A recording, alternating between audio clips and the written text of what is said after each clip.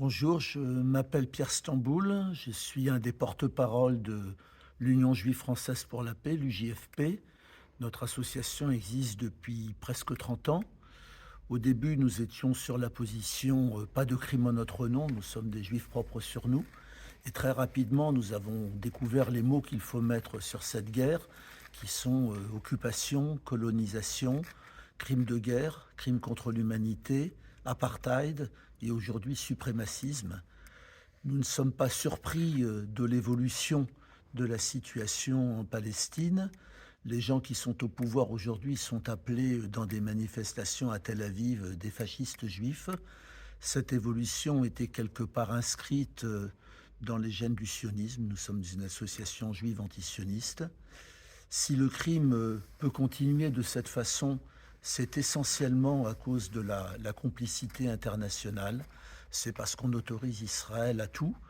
L'occupation de la Cisjordanie, de Gaza et de Jérusalem est illégale depuis 56 ans. Aucune mesure n'a été prise pour empêcher cela.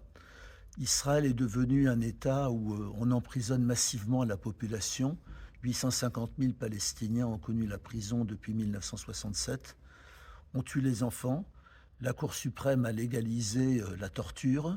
Elle autorise des destructions de villages.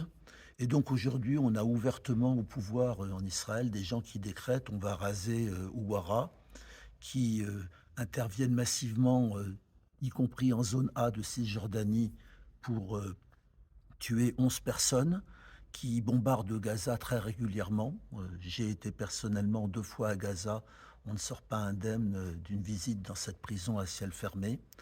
Donc voilà, on a une situation que la communauté internationale tolère.